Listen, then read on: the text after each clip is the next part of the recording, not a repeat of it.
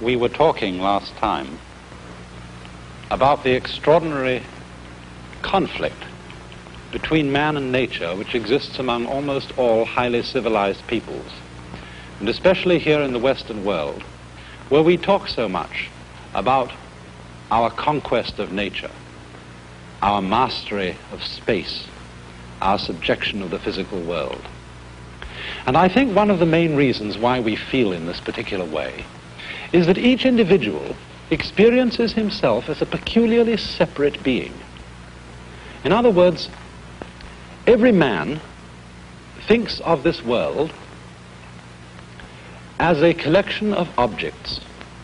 The world is a lot of things, and each person considers himself as a thing.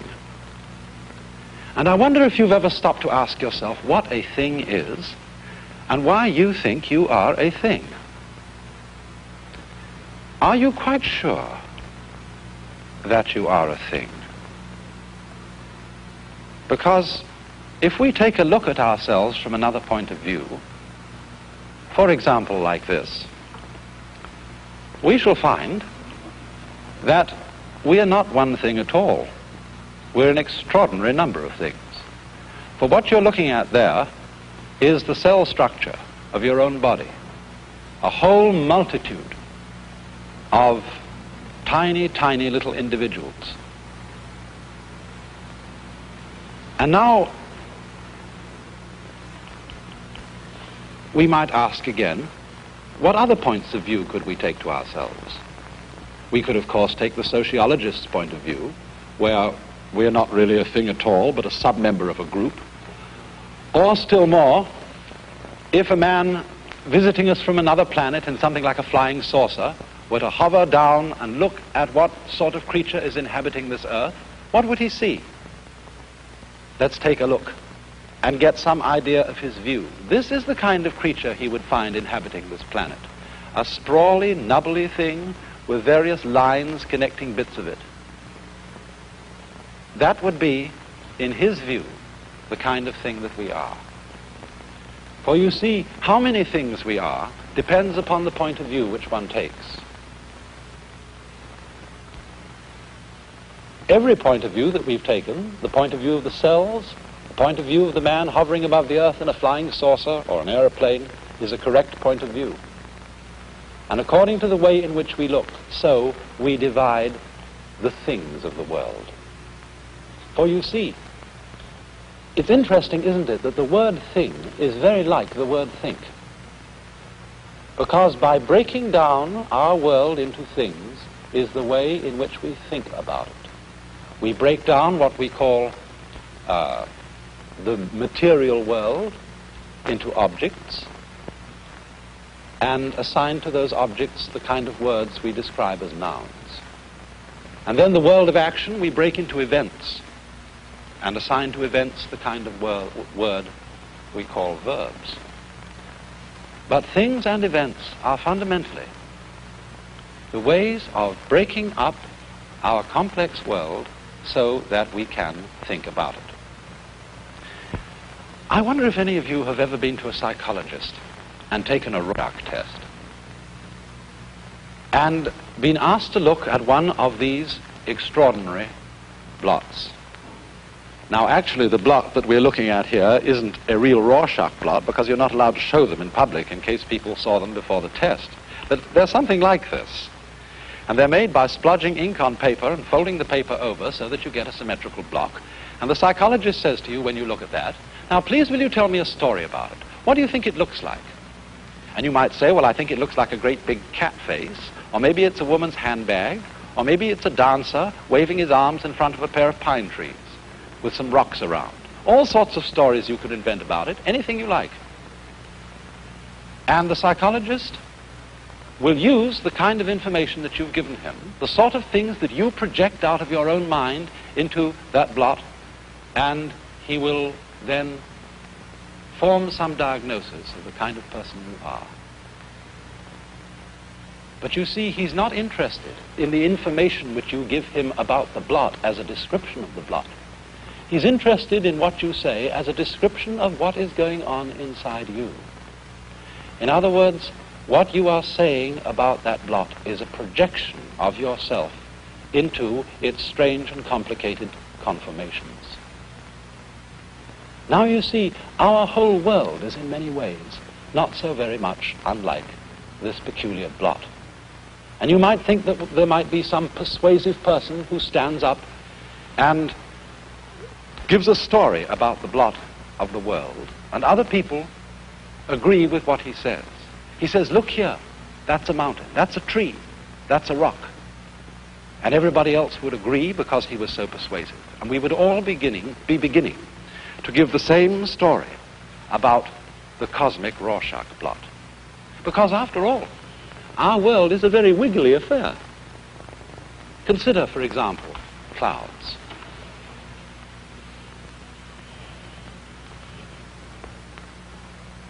Or clouds with mountains across them.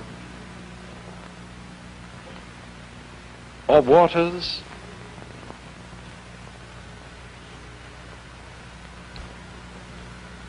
Or stars. All the world is a wiggly affair. Not at all unlike that blot we were looking at. And we have to find out ways of making sense of it. Perhaps one of the things that one of the strangest and most difficult to understand things that men first began to make sense of in this kind of Rorschach blot interpretation way were the stars in heaven. And one of the ways in which they did this was to project upon the skies figures of all kinds of mythological monsters and beasts, such as the idea of a dipper for the Great Bear, for those stars in the Great Bear that look, you know, like a ladle, or some people call them the plow. Or here, perhaps on a celestial sphere of this kind, you can see quite clearly the outline of the constellation Leo, the lion. A lion drawn in the sky, so that men could find their way about in the stars, recognize their outlines by associating certain groups of stars with familiar images. But you see, this is fundamentally a projection of ideas out of our own minds onto nature. Nature itself will take all kinds of different projections, and no one is necessarily the right one. They work for us so long as we agree about them. That is, so long as we abide by convention.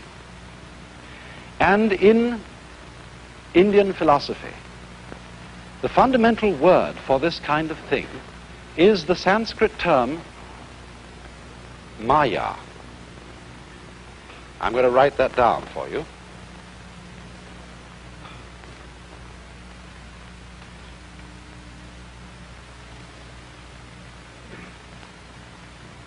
Pronounced Maya. And this word comes from a root in the Sanskrit language, Ma.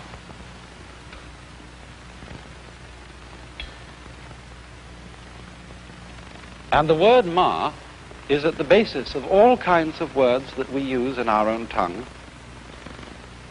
It's at the basis of matter, of the Latin mater or mother, at the basis of matrix or metric, because the fundamental meaning of the root ma is to measure. And so it works in this sort of way. I was talking about our world being wiggly. You know, something like this.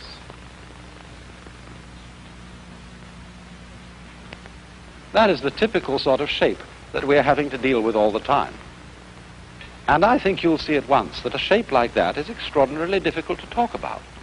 If I were talking on the radio at the moment and not on television, I would have the greatest difficulty in describing that line to you in such a way that you could write it down on a piece of paper in front of you without seeing it. But here you can see it, and you can understand it at once. But it isn't enough just to be able to see things. We want to be able to talk about them. we want to be able to describe them exactly so that we can control them and deal with them. I mean, supposing this were the outline of a piece of territory on a map, then you might want to tell someone an exact spot to which he should go. And then you would have to be far more precise about it than you can be when you just get the general idea of it by looking at it. And so we introduce then the idea of Maya by essentially doing this. This might be called a matrix. A line crossed, lines crossed by lines in a very formal, simple pattern. And the moment we do that, it becomes very easy indeed to talk about this wiggly line, because we could, for example, number all these squares across 1, 2, 3, 4, 5, 6, 7, 8, 9, 10, and so on. We can also number them downwards. And then in terms of numbers across and numbers down, we can indicate the exact points on this grid which cross the wiggly line. And by numbering those points one after another, we can give an accurate description of the way that line moves.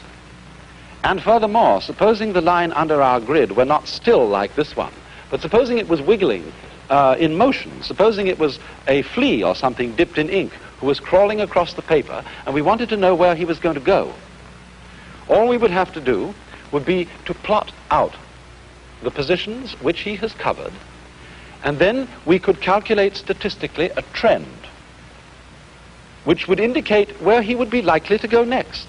And if he went there next, we should say, by Jove, isn't that incredible? This little flea crawling across the paper is obeying the laws of statistics. Well, as a matter of fact, he isn't. What he is doing is, or rather I should say, not what he is doing, but what we are doing, is we are making a very, very abstract model of the way in which that line is shaped or in which that flea is crawling. We are breaking it up into little bits, whereas in fact it is not a lot of little bits. It is a continuous sweep. But by treating it in this way, as if it were broken up into bits, we are measuring it, we are making a Maya, and these cross lines are a Maya just in the same way as the idea of the lion, the Leo constellation in the stars is a Maya, a way of projecting. You see, this thing, it comes out of our minds, and we project it upon nature like this, and break nature into bits so that it can be easily talked about and handled. But you see, this tends to give us the impression that our world is a lot of bits, and that things are really separate from each other. You see, how could I demonstrate how this is? I have an idea. Mr. Cameraman, will you focus the camera on one small, tiny spot in the set and come very close to it and travel along bit by bit by bit by bit.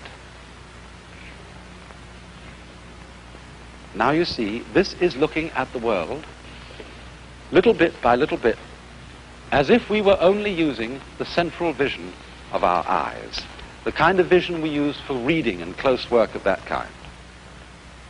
But if this were the only way we had of looking at things, it would be very difficult to make any sense of life at all, because we would see everything in series, bit after bit after bit. But fortunately, we are also able to enlarge the whole view and take in everything at once in a single sweep. And you see, this shows all the advantages and the disadvantages of looking at things in the way that Indian philosophy calls Maya. Because if Maya were the only way we had for looking at things, we should only be able to understand one thing at a time. And our world is not just one thing happening, one after another, one at a time. Our world is an enormous volume, a great vastness, in which everything is happening all together at once. Now, being able to think of things one at a time is extraordinarily useful, because this is what enables us to have science, to have scientific control of nature, to be able to count things, measure them, manage them, and predict their behavior in the future. But it is inclined to run away with us and give us the impression, if we think too hard about things, or if we put too much faith in thinking, that the world is made up of a lot of separate bits, so that we have a kind of bit-by-bit approach to nature, what I might call a put-put-put-put view of life. It's useful, indeed, to break things down into things and to classify them. But the moment it gives us the impression that these little bits into which we have divided the world are really and in nature separate from each other, we get into confusion. Now, how do we know that divided things aren't really separate? Look, for example, at me. How do you know I'm here? How can you make out the outlines of my body? Isn't it because there is a contrast between the background behind me and my figure? You know where the background ends and I begin, and so you are able to see me.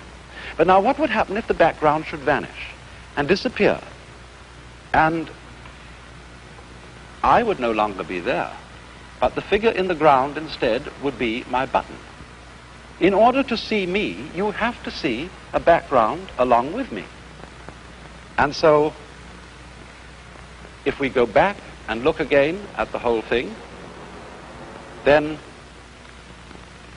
we can see once again. Now, what does that tell us? Surely, the thing that it tells us is not merely that the background is one thing and the figure is another. Since the two must go together, it indicates that there is a connection between them.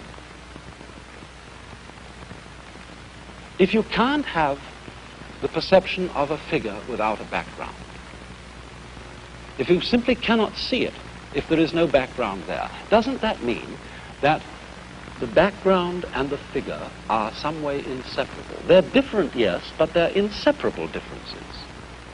Take, for example, a coin.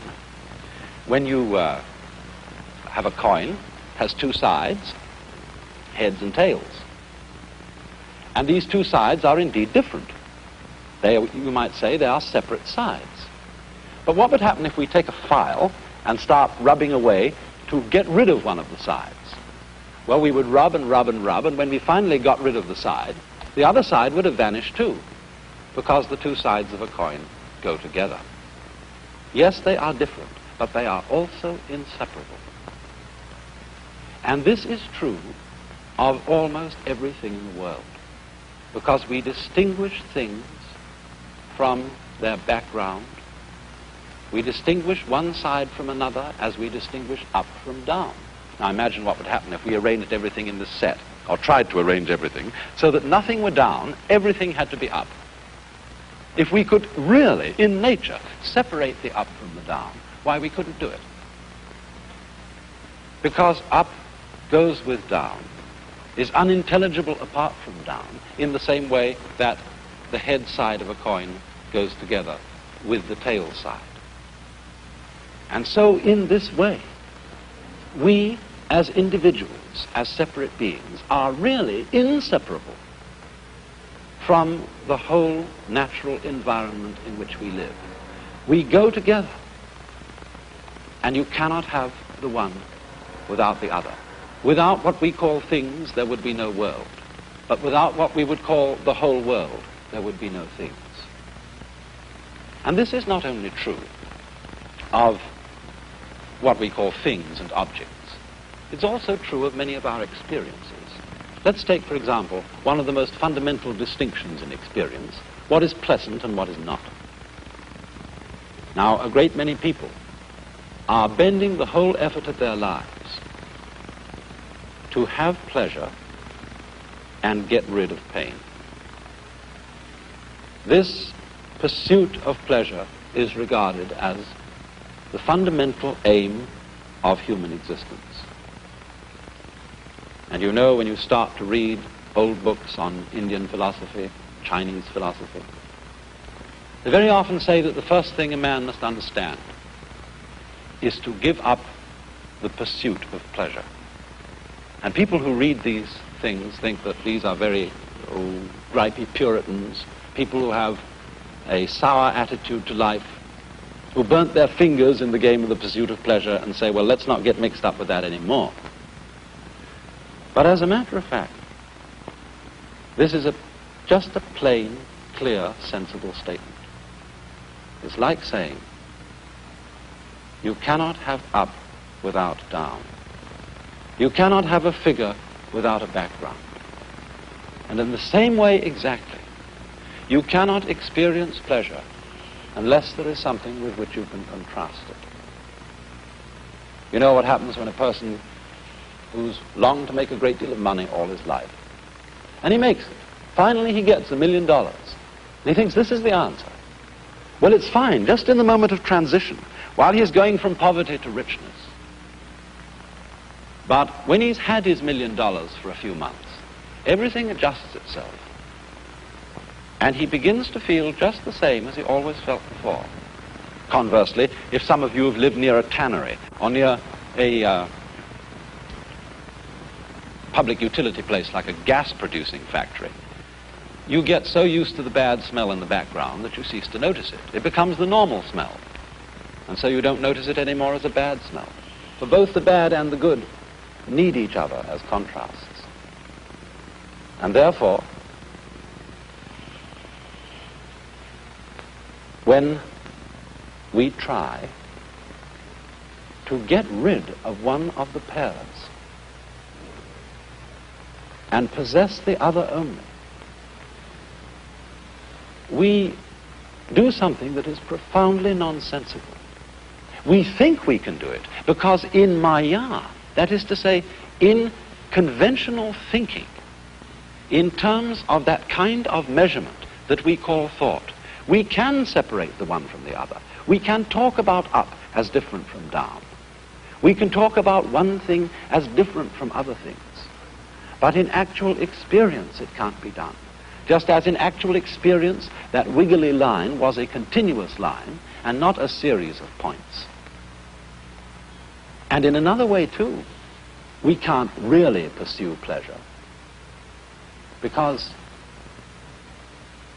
pleasure is something that has to come to us.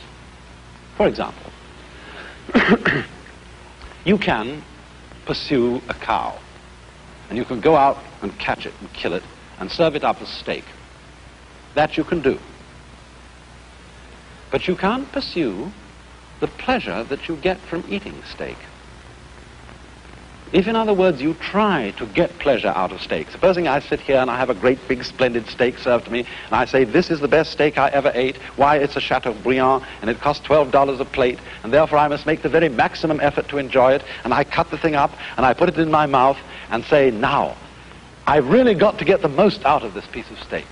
And so I chew it with all my might to get the very best out of it. And what happens? I'm making so much muscular strain, I'm trying so hard to get something out of it, that I frustrate the very pleasure that it should give. Why is that? Surely it is because pleasure is a function of nerves, and you can't make an effort with your nerves. Catching a cow is a function of muscles, and you can make an effort with your muscles. To give another illustration of the same thing, supposing I want to see an object in the far distance. I want to make out the time on a distant clock. Now my eyes are nervous rather than muscular. And if I strain my eyes very hard to make out what is way off on the clock in the distance, what happens? All the images of the figures on the clock go fuzzy. But if I relax my eyes and let the image come to it, as light does in fact come to the eyes, then I can see the image clearly. So, when we think of the world, as consisting primarily of a lot of disconnected things, and ourselves as one of them, so that we go out and get those things, or we can push those things around to suit ourselves. We forget so easily that the entire system of nature, ourselves included, is interconnected in every conceivable way. You know what happens when you think, well, we've got a lot of mosquitoes around here, all kinds of insects that bite us and bother us. Let's get rid of them. So we bring in the DDT and we send an aeroplane over and spray the whole surrounding territory with DDT. And what happens? Suddenly we find that other insects or other pests which those insects we destroyed were feeding upon multiply and increase, and we have a new problem. We have to get rid of those. It's like when they brought rabbits into Australia because they thought they'd be useful there for some reason or other. The rabbits multiplied because there was nothing that fed on rabbits. Then they had a plague of rabbits. You see, you cannot just push nature around. You cannot regard it as something to be attacked so that you can grab bits from it and shove it around any old way as if it were a machine that you could bang around like a mechanic. Indeed, even machines, as any good mechanic knows, are not that simple to play with. But if we do not see that our view of the separateness of the world is based on a convention of thinking, it exists, as it were, in here. It doesn't exist out here in actual concrete reality. And if we are confused, then we jump to follow our thoughts instead of our senses, and this is no sense.